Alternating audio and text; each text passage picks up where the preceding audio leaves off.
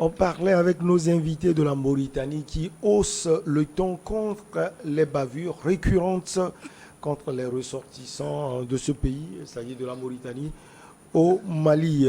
On est avec nos invités Francisco Napokura et Firmin, Teko Agbo Firmin. Comment comprendre ces bavures récurrentes contre les ressortissants mauritaniens au Mali? Non, je pense que Francisco Napokura effleurait le sujet. Ce n'est pas le Mali aujourd'hui qui va se retrouver dans cette situation-là. Au moment où tout le monde est en train de l'abandonner, au moment où il y a des sanctions qui pèsent déjà sur lui, au moment où sur le plan régional il a des soucis, au moment où sur le Et plan au international, moment où les voix qui s'ouvrent, c'est peut-être la il Mauritanie y et a la l'Algérie. Mauritanie, et puis la Mauritanie et l'Algérie, qui ne sont pas peut-être encore visiblement même d'accord avec ses positions en ce qui concerne le délai qu'il a fixé, qui s'est fixé pour la transition, mais qui, malgré tout, essaie de garder de très bonnes relations avec lui. Ce n'est pas le Mali qui va se permettre de commettre des torts vis-à-vis de ces sauveurs du moment, de ces sauveurs de circonstances. Il ne devrait même pas permettre qu'on en arrive là. Normalement, au premier coup, la situation devrait être réglée. Les autorités maliennes, les nouvelles autorités maliennes devraient se saisir du dossier pour essayer d'engager un dialogue avec les autorités mauritaniennes pour que lumière soit faite et tout faire aussi pour que lumière soit faite pour que la situation ne se reproduise. Ça s'est passé une fois, on n'a pas trop réagi du côté du Mali. Ça s'est produit deux fois, on n'a pas trop réagi Et quand du on côté appelle, du on ne Mali. décroche pas. Et quand on appelle, on ne décroche pas, alors que ce sont ceux-là qui constituent en quelque sorte vos sauveurs pour le moment, vos sauveurs de circonstances. Vous ne réussissez pas. Moi, je ne les comprends pas. Ou soit ils ne sont pas sérieux parce que ça fait déjà plus de 10 morts, des dizaines de morts, pas plus de 30, des dizaines de morts mauritaniens et vous ne On parle réagissez plus pas. de commerçants. Hein. Oui, Ce sont oui, regardez, et puis on dit c'est au niveau des frontières. des frontières. Des frontières. Or, c'est à ces frontières-là qui vous sont aujourd'hui vitales. Parce que les autres frontières qui vous sont fermées, et au moins à ces frontières-là, peut-être ceux-là sont ceux-là qui vous apportent à manger, qui vous apportent des vivres, qui vous apportent de l'argent, qui vous apportent un certain nombre de choses dont vous avez besoin pour pouvoir survivre. Parce que n'oubliez pas que le Mali est en train de tenir difficilement. Au niveau, à l'interne, il y a l'inflation galopante. À l'interne, il y a la main-d'œuvre qui souffrent, les gens ne souffrent pas plus trop d'emploi. Donc peut-être la Mauritanie leur sert de secours. Au lieu d'éviter ce genre de situation, le Mali se plaît encore et à jouer au one-man show pour crever l'abcès davantage. Moi, je pense que la meilleure des solutions, c'est que le Mali, qui n'est pas en bonne position aujourd'hui, fasse un effort pour engager une discussion avec les plus hautes autorités mauritaniennes et promettre que lumière se fera sur ces drames que les Maliens, la même Malienne même, auraient commis sur une partie du peuple mauritanien. Et puis ça va passer. Parce que si la Mauritanie aussi se fasse et ferme ses frontières aujourd'hui, n'oubliez pas, les frontières, ces frontières, c'est 2000 km. Hein, c'est 2000 km. Donc c'est vraiment long. Donc il va falloir les Maliens soient beaucoup plus regardants sur la situation et qu'on passe à autre chose. Parce que les Maliens ont besoin des autres aujourd'hui. Eux-mêmes, ils le savent. Je me demande ce à quoi pense Goïta, le chef de la transition, qui joue au One Man Show. Mais on parle d'une trentaine de morts. Est-ce que, Firmin l'a dit tout à l'heure, Francisco Napokura, est-ce qu'on peut penser éventuellement à la fermeture de la frontière? La fermeture des frontières, ça va créer des problèmes pour les deux pays. Hein. Vous savez, ceux qui prennent les sanctions et ceux qui subissent les sanctions, les deux ressentent des effets. Donc ici, je crois que normalement, on peut vite faire la lumière sur les événements parce qu'on accuse directement les forces de sécurité. Donc, à partir du moment où ces forces de sécurité, on sait quel détachement est là-bas. Bon, à moins que, comme les gens le disent depuis, que, en fait, il y a une partie de cette armée qui complotise avec les djihadistes et disons les voyous de tout genre. Donc, certainement que peut-être que cette partie de l'armée qui est là-bas est peut-être dirigée par des gens anti-transition. Donc, ils font peut-être le jeu de la CEDEAO. Bon, ben, bien sûr. Donc, il faut créer des problèmes entre, comment vous l'appelez, entre la Mauritanie et le Mali. Vous voyez la CEDEAO faire ça? Ou peut-être la France? La dernière fois, on a appris que, comment l'appelle-t-on, il s'était formé un gouvernement. Bon, c'était les réseaux sociaux. C'était les réseaux sociaux. Oui, il y avait rien de concret. Oui, mais quand vous voyez comment les gens s'acharnent sur le Mali, c'est que s'il y a moyen, parce qu'aujourd'hui, ce qu'il faut reconnaître et qu'il faut savoir, c'est que la sanction contre le Mali n'arrange personne. La sanction, sinon, l'embargo ou bien la fermeture des frontières, je ne sais pas comment vous l'appelez, la rupture économique que subit aujourd'hui le Mali, n'arrange personne. Mais ceux qui ont pris la sanction, il ne s'agite pas, Francisco Lapokura. Non, mais les Maliens qui oui, on voit les gens plus sur les réseaux sociaux. Ceux qui ont pris la sanction, c'est-à-dire qu'eux-mêmes, ils se sont tirés une balle dans le pied. Donc, ils sont obligés d'assumer. Je ne sais pas si vous voyez. Donc, ils sont obligés d'afficher au monde entier que ça va. Le Sénégal ne va pas nous dire que ça va. D'ailleurs, ils l'ont reconnu. Oui, le Sénégal. Ça l'a dit, le président Alassane Dramane. Voilà ce qui dit que. Dit également voilà que ces sanctions peuvent peser sur les autres pays. C'est une méthode de faire savoir à la fin que voilà, on peut tout accepter. Et la semaine dernière, selon ce que nous, on avait eu comme information, c'est que même la BCEAO avait commencé par débloquer, parce que jusqu'à preuve du contraire, actuellement, on n'a pas encore l'élément contraire, que la BCEAO avait déjà commencé par débloquer de l'argent aux banques, aux banques maliennes. C'était une banque malienne, est-ce que vous voyez? Donc si on débloque l'argent au profit des banques maliennes, c'est pour aller financer l'économie.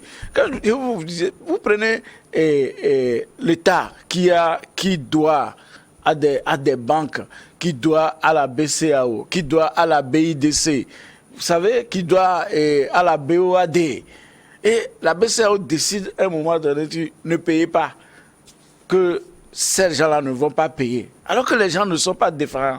Pensez-vous qu'au sein de toutes ces organisations, les gens sont contents? Donc, les gens ne sont pas contents. À partir de cela, on peut voir la main cachée de la CEDEAO, vous voulez dire? Oui, parce que à défaut, oui, parce que si on voit que les sanctions prises, en fait, les gens ne se plient pas à leur volonté. Ça veut dire que jusqu'à ce jour, les autorités maliennes, Assimi Goïta et ses lieutenants, ne se plient pas aux sanctions de la CEDEAO pour dire que ça nous fait mal. D'accord? Ils essaient. Parce que l'autarcie, parfois l'autarcie, c'est une grande opportunité. On a dit ici que la Russie, avant les embargos dans le temps, la Russie n'était pas premier pays exportateur du blé. Mais l'embargo a fait que l'Algérie et la Russie. Et j'ai toujours donné l'exemple de Muammar Kadhafi. Avant l'attentat de Lockerbie, qui a fait l'embargo sur la Libye n'était pas comme ça. Mais c'est quand il y a eu embargo que la Libye s'est renfermée et a poussé, a fait des travaux, même pour drainer de l'eau sur des kilomètres, a construit même des fleuves artificiels, d'accord, mais qui ont permis de relancer l'économie de la Libye. Donc aujourd'hui, quand nous prenons le Mali, qui aussi a de l'or, a des réserves d'or importantes et qui a des activités dans tous les pays. Au niveau du Togo, le Mali, il y a les banques maliennes qui se sont installées dans tous ces pays. Il y a les banques togolaises à qui, par exemple, le Mali doit. Est-ce que vous voyez? Donc c'est une économie interactive. Donc quand on voit que finalement, les sanctions ne portent pas, ils vont passer par autre moyen, d'où peut-être susciter des groupes internes ou ailleurs pour créer du bordel. Peut-être le relais des réseaux sociaux. Par exemple, l'histoire de ce gouvernement en Côte d'Ivoire, les gens l'ont dit, même ici, j'ai dit à une dame que ce n'est pas encore vérifié. On ne va pas accuser le président Ouattara comme ça, la Côte d'Ivoire comme ça, les autres comme ça. Finalement, on n'a rien eu comme nouvelle. Est-ce que vous pensez aussi que la CEDEAO serait derrière Michel, non, vous voyez, il y avait entre-temps, il y avait un temps une voix qui avait fuité que le président Alassane Ouattara se contentait de la misère ça veut dire disons, imposer au peuple malien. La justice, Attendez. on est en train de traiter cela. Si, quand vous voyez... Oui, attendez, là où je vais vous parler de manipulation ou non, cette question a été posée au président Ouattara par les journalistes de RFI. Et qu'est-ce qu'il a dit? Ça veut dire que quand on a... dit, jouez-moi, cela, je vais voir, je discute souvent. Oui, les journalistes de RFI ne posent pas n'importe quelle question. D'accord? Ça veut dire que quelque part, il y a quelque part une vérification. Non, maintenant, attendez, pas seulement écho, mais les jours qui ont suivi, vous allez voir, ils ont fait passer un monsieur sur la toile, sur les réseaux sociaux, qui reprend les voix de tout le monde. C'est une manipulation. Ça veut dire que, au fait, ça a surpris les gens que cette voix s'est retrouvée, d'accord, sur la place publique, et il fallait tout faire pour maquiller. Donc, les journalistes qui posent les questions... Non, tout est possible. Non, on sait que tout est possible. On sait que tout est possible. C'est pourquoi les gens se mêlent.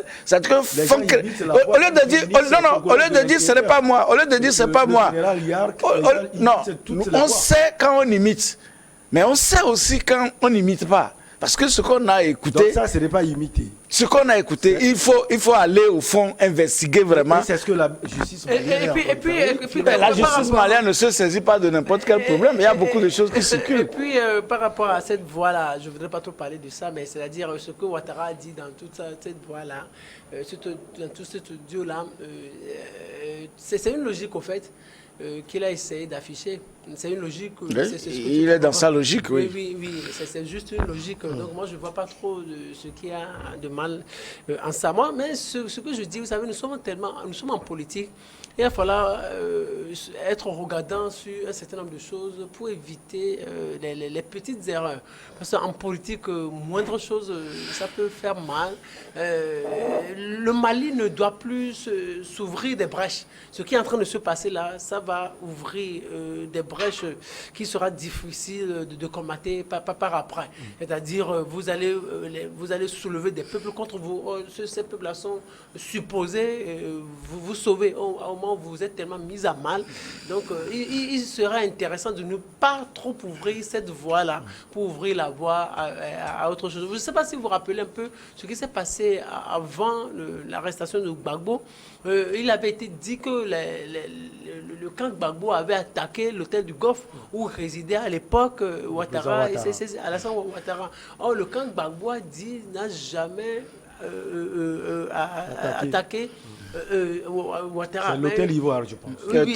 Donc qu'est-ce qui s'est passé en réalité? La vérité jusqu'à présent, on ne sait pas. C'est des manipulations. Donc on peut facilement manipuler. À l'époque, c'était le samedi qui devrait précéder le lundi, le 11. On avait suivi sur France 24, comme si on avait vraiment attaqué l'hôtel de Ouattara à l'époque. Mais est-ce que les informations étaient vraiment précises? C'est comme l'affaire Irak où il fallait décapiter. On peut attaquer. En réalité, nous sommes en politique. On peut attaquer comme ne pas attaquer. On peut attaquer, on peut ne pas attaquer. Donc ce qui se passe, les Maliens doivent savoir que tout peut se passer. Donc il va falloir qu'ils soient eux-mêmes clean dans cette affaire, parce qu'on peut passer par tout moyen, Parce que moi, j'ai toujours l'habitude de dire, si on veut déstabiliser Goïta, tout de suite, on va le déstabiliser. Vous l'aviez toujours dit. On va le déstabiliser, On va passer donc par les Mauritaniens, vous voulez dire. On peut passer par les Mauritaniens, on peut passer par les Burkinabés, on peut passer par les Algériens. On peut passer, il suffit juste que le Macron appelle le président algérien, lui dise, monsieur, soit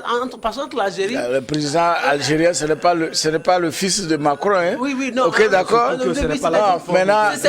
Maintenant, les choses, les données ont changé un peu. On ne peut plus se lever. Aujourd'hui, Assimi Goïta et son pouvoir sont en osmose avec leur peuple. C'est difficile. Non, écoutez. Ce n'est pas la même chose. Comment il s'appelle? Thomas Sankara et son peuple étaient en complicité. Non. À la chute de Sankara, il y avait des soucis. Il y avait des problèmes. Il s'aimait très bien. Avant pour Thomas Sankara, il y avait des problèmes. Oui, il s'aimait très bien. Non, il s'aimait très bien. Quand vous voyez Lumumba, est-ce que les gens détestaient tellement Lumumba? Mais on l'a pris. Mais ça, c'est le vieux temps, ça. Oui, vous amenez le temps de Mathusalem. Pourquoi vous devez savoir que si on veut vous déstabiliser, tout le monde va vous déstabiliser. Saddam Hussein était tellement puissant, mais on a falsifié des choses contre lui. On a dit qu'il y a des armes de destruction massive. On est allé le prendre et après, quelques mois, je pense que la guerre, ça avait commencé le 20 mars. Et le 20 décembre, on l'a pris. Et le 30 décembre de la même année 2003, bien sûr, on l'a décapité. Donc, tout peut se passer en politique. Donc, l'Algérie et la France, ils savent là où se coincer. Si on veut passer par la Mauritanie pour déstabiliser Goïta, on va réussir cela. Si on veut passer par l'Algérie pour déstabiliser Goïta, si on veut passer par le Burkina Faso pour déstabiliser Goïta, on va faire cela. Donc moi, ce que moi je leur souhaite... Mais pour le moment, rien n'est sûr que... Non, rien n'est sûr. Nous sommes en train de discuter. Nous sommes en train de discuter. On élargit juste le débat. Mais ce qui est sûr, moi, je condamne toujours les coups d'État. Dans l'intérêt des Maliens, il faut que les Maliens ou les autorités maliennes soient beaucoup plus clean dans cette affaire pour ne plus se laisser ouvrir des brèches qui sera difficile, dont il sera difficile de combattre. On va parler également de la Guinée-Conakry où le parti au pouvoir pendant plus d'une décennie dans ce pays engagé. Je vais parler du parti de l'ancien président Alpha Condé, a engagé donc une succession de son président Alpha Condé. Son président est chef de l'État jusqu'à son renversement, l'an écoulé en désignant un chef provisoire à sa tête. Alors, ce chef, il a quel rôle à l'absence du chef éternel Alpha Condé? Est-ce que Alpha Condé, Francisco Rapokura, va revenir ou pas? C'est la première question qu'on doit se poser. Normalement, Alpha Condé, quand il partait, les gens ont pris les engagements qu'il va revenir. Ou bien, donc il n'y a pas de raison si on ne le laisse pas revenir. Et puis, c'est ce qu'on disait dans le temps. Quand Alpha Condé était là, gardé, il n'y avait pas autant de sanctions. Vous voyez, non? Il a fallu qu'on le libère et qu'il parte. Et que, voilà, sous le pseudo de ce que vous appelez les soins, qu'il est malade, parce que quand la personne est au pouvoir... Depuis son départ, est-ce qu'on a pris des sanctions? Quand la sanction était tombée sur la junte, c'est quand Alpha Condé était au pays. Le durcissement des sanctions, non. S'il était déjà sorti, quand ils ont durci les sanctions. Vous avez vu, aujourd'hui, là, on ne parle même pas de Burkina parce que Kaboré est encore sous surveillance. Vous voyez, c'est le système, ça. Donc, quand quand les gens, quand ils ont les membres du syndicat dans les mains des poutistes ou bien des nouvelles autorités, les sanctions ne tombent pas. Est-ce que vous voyez? Donc, le parti a besoin d'une tête.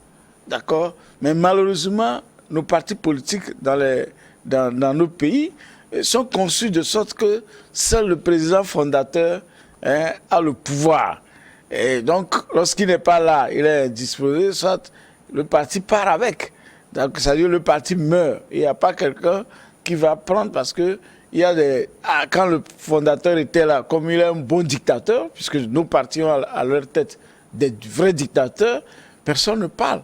Mais lorsque le président fondateur, dictateur, arrivait à disparaître, si on ne trouve pas son enfant pour le remplacer, qui a disons, une bonne mainmise sur le clan, alors là, il n'y a personne. Donc c'est ça. Donc aujourd'hui, il y a quelqu'un qui s'est pratiquement, on peut dire, autoproclamé, parce qu'il dit que c'est Condé qui l'aurait désigné, et que les autres membres du parti, les caciques comme on le dit, disent que non, que ce n'est pas lui. Et donc, vous voyez le problème qui se crée aujourd'hui en Guinée pour prendre la succession de Condé. Mais est-ce que Condé va arriver où il est? Il peut réagir. Il peut réagir toujours pour dire, ah, ok, mais normalement, pour le changement à la tête d'un parti, il faut aller au Congrès. Il faut faire le Congrès et que le Congrès, de façon populaire, désigne qu'il faut. Donc, normalement, le parti doit déclencher le processus, puisque le président, de toutes les façons, il est indisposé, il est parti pour les soins, et encore, pour venir, ça va être compliqué, ou peut-être. Donc, il faut que le parti vive. Pour que le parti vive, il faut aller au Congrès. Alors, Ibrahima Kassori Fofana, pour présider un conseil exécutif provisoire, Firmin Teko Agbo, peut-être que pour vous, c'est une façon de maintenir encore le RPG sur la scène politique guinéenne. En attendant, Alpha Condé. Le RPG, en attendant Alpha Condé, plus de 80 ans, non? Déjà, Alpha Condé a plus de 80 ans. Est-ce qu'on va l'attendre? On va l'attendre juste pour ses conseils, mais pour la restructuration du parti, est-ce qu'on a encore besoin de lui? On va l'attendre juste pour avoir ses conseils, pour qu'il joue le rôle de président d'honneur. Mais de façon exécutive, je pense qu'il n'aura plus grand rôle à jouer, étant donné qu'il a déjà été chef d'État dans sa vie. Il a été un grand opposant pendant 40 ans. Comme il avait l'habitude de le dire, il a fait passer 40 ans dans l'opposition. 10 ans, plus de 10 ans comme chef d'État, donc qu'est-ce qui va lui rester encore? Lui, à la tête du parti, je pense que les Guinéens n'en auront plus tellement besoin. Donc le fait qu'on ait désigné celui-là, donc je pense qu'il serait intéressant d'aller vite au Congrès et que les choses se précisent, que de nouvelles responsabilités soient définies et que Alpha Condé sache lesquelles tâches lui sont dévolues. Mais Kassori Fofana a l'aval, si on peut le dire, ou bien l'approbation de l'ancien président Alpha Condé. C'est lui qui le dit. Oui, il le dit parce que pour le moment, même si Alpha Condé est déplumé, il demeure toujours le chef. Il demeure toujours le chef, c'est lui qui va le désigner. Et donc même si jusqu'à présent Alpha Condé n'a fait aucune sortie officielle, c'est-à-dire même si on lui interdit les canaux classiques, c'est-à-dire la télévision et la radio nationale, il a la possibilité de tweeter, il a la possibilité de facebooker. Donc jusqu'à présent, on est encore au courant d'aucune de ses sorties. Donc peut-être c'est lui qui lui a donné ce pouvoir, qui a donné cette bénédiction de dire ok, vas-y, réorganise-moi les choses et tout ça. Et c'est ce qui est en train de se faire. Mais il aura plutôt un grand rôle à jouer dans cette nouvelle aventure. La meilleure des choses, c'est que c'est lui, toujours l'ancien président, qui reste vivant, non? Donc la meilleure des choses, c'est qu'on lui reconnaisse bien ce statut d'ancien chef de l'État et qu'il soit... Dadis Camara aussi.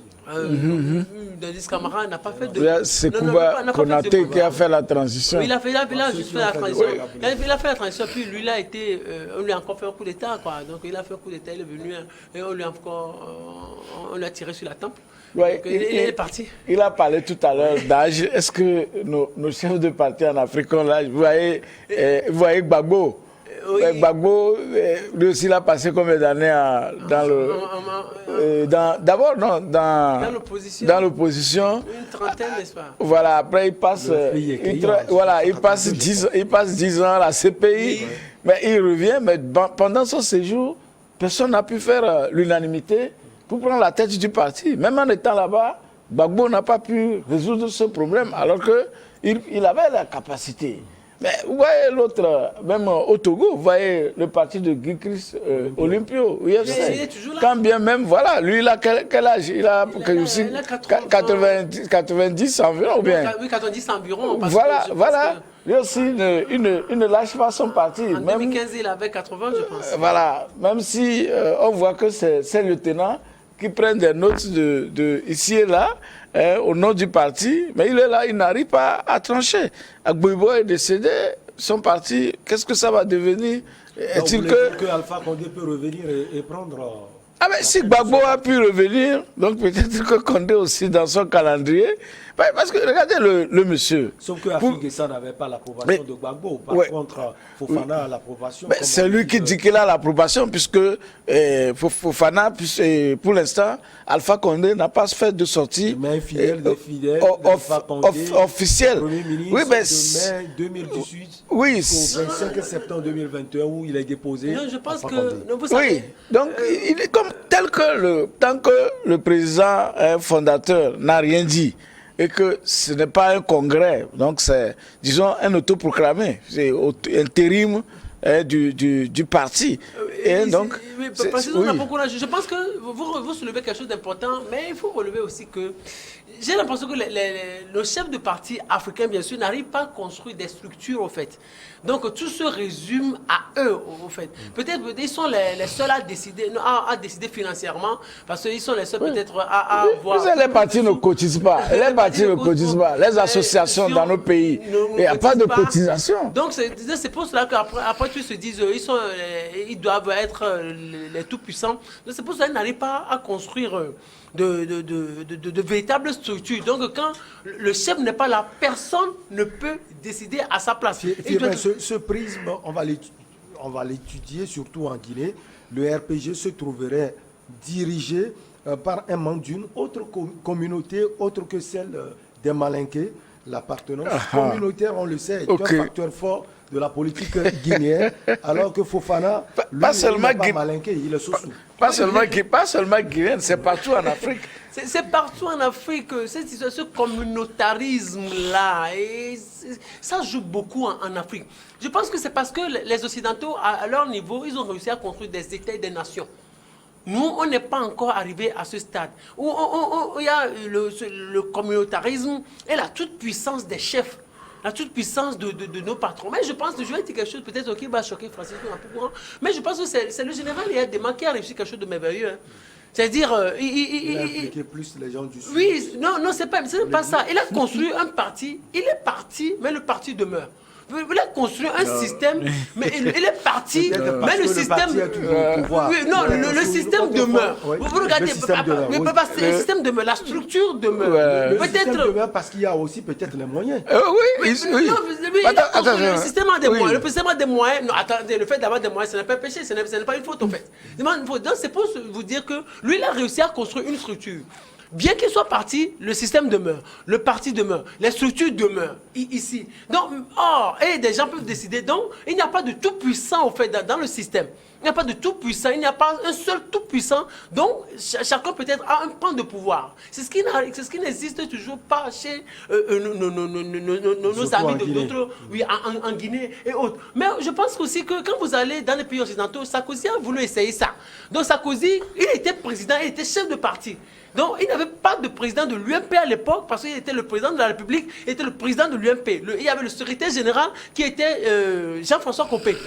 Firmin Tiako donne toujours l'exemple de la France. C'est un Français, c'est un Français. Non, mais parce que vous avez un centre qui parle de géopolitique, donc pas de tout. La référence, la référence, c'est un peu tous les pays. Parce que vous l'avez remarqué, vous donnez toujours des exemples de la politique. Oui, parce que c'est l'exemple le plus proche au fait. Sarkozy n'est pas un exemple à donner. Oui, c'est ça au fait.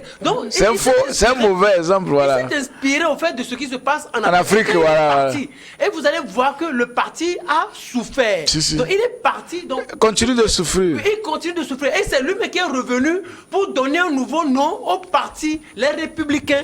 Et donc il part maintenant toujours, il y a toujours la scission au sein du parti. Le parti n'arrive toujours pas à s'en sortir. Parce que quand il était là, il n'a pas réussi à construire une structure véritable comme l'avait fait Jacques Chirac et d'autres. Mais lui, il est venu, il s'est assis sur le parti sans aucune structure à construire. Donc il part maintenant, le parti continue de souffrir. De la même manière, François Hollande, quand lui aussi il est parti, c'est fini, la gauche a commencé par avoir des soucis. Au lieu de construire une véritable gauche ou un véritable PS, il n'a pas réussi à le faire. Donc ils se sont inspirés un peu de ce que font les Africains. Moi je dis toujours, le meilleur parti, l'un des meilleurs partis les plus organisés en Afrique, c'est le système, c'est RPT Uni. C'est uni. Allez, on marque la pause pour le journal. On va reprendre ici que Francisco Napokura a beaucoup de choses à ajouter. La pause pour le journal et on vous retrouve.